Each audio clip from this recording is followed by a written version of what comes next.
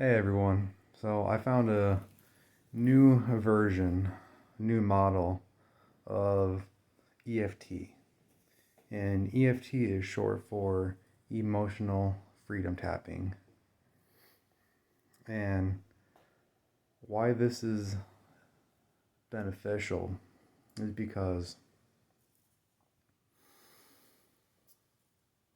not only are you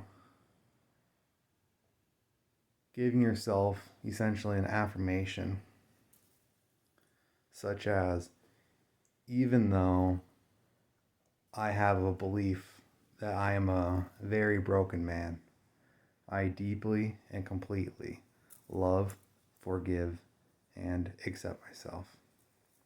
So, that right there is already a super powerful statement. However, where this new model is super nice is that the karate chop point that they call the intention point, you say, I am ready to release this belief. Sorry, my cat's just jumping all over the place. He's tripping me out. What was I saying? Oh, yeah. I am ready to release this belief in all its roots, cause, origins, and all that it means and does to me. And with those two different statements, you can make very powerful changes. But then with EFT, if you've never used it before, you're tapping on certain points of your body, activating the energy system, the meridian system that comes from traditional Chinese medicine. And there's not really too much science I can give you as to there being an actual energy system there. I just know that by doing this technique, it makes profound changes, such as I've been really diving into this new model probably heavily for about 35 days now, and I used to have just a horrendously bad stutter that just felt like my lungs were just always locking up. I couldn't really think, and I really never did any tappings specifically on stuttering. However, I've gone through an entire notebook of negative beliefs, anxieties, and fears. Sorry, this cat's now trying to jump up onto my lap. And it's crazy just for when you really dive into a belief and an anxiety or a fear. Um, how many different contexts, how many situations can make the same feeling appear, such as I always had this problem of always feeling tired and fatigued. So I created a meditation combining hypnosis and qigong to make instant and rapid changes. So what I used that for was coffee, alcohol, soda, um, porn and meditation, and now sweets.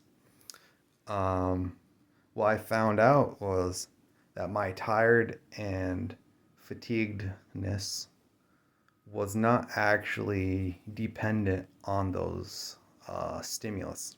I'm glad that I got rid of those because it still cleared me up for a lot more beneficial things, and also led me to this new version of EFT. Fortunately, I don't have the book on me. I should have had that going first. And oh, here it is. And the book is called The Energy of Belief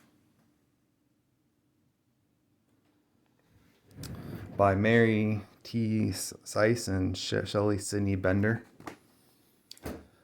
And I probably would not have bought this book if I had known it was going to be a EFT book. So I had already have gone through many models of EFT, but the book title caught my attention, and I'm so glad that I bought it. I highly recommend it. It's a little hard to read, but has a lot of wonderful in text citations.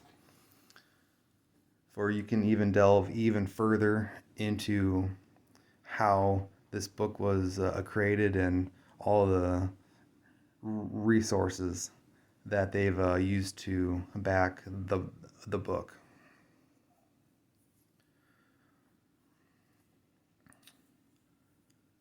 But back to being tired and fatigued, is that the tiredness and the fatigueness actually wasn't based on anything physical. A lot of it was actually, oh, hey there, Blaze. How are you doing, buddy? Yeah, thank you for the nose kisses.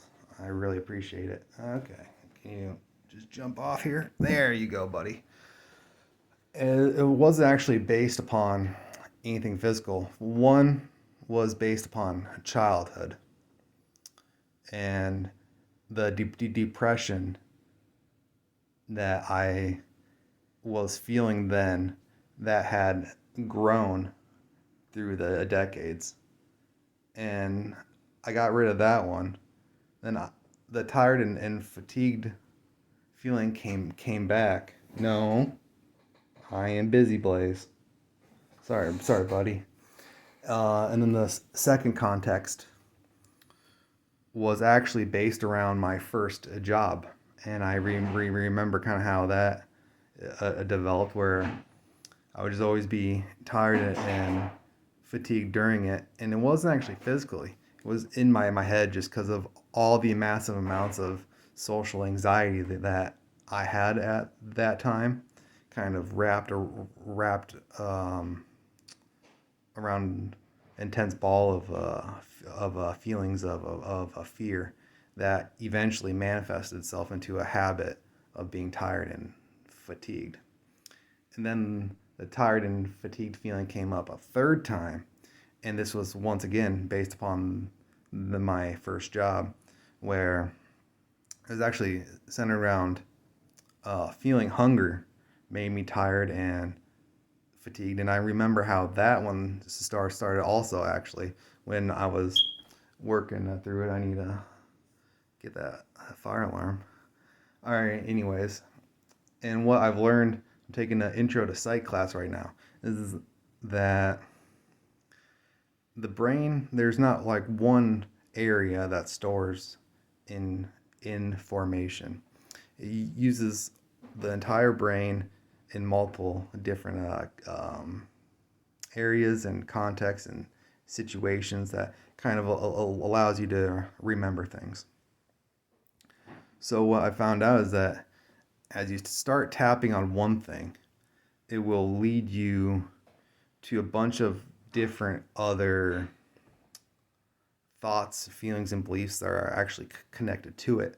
And it's a little bit like going through a rabbit hole, but the effects are just profound and meaningful and lasting. And I cannot recommend enough about how important it is, especially if you're wanting to sort through fears and anxieties and all these limiting beliefs.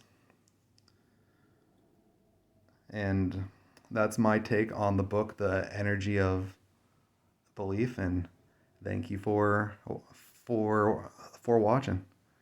Later, guys.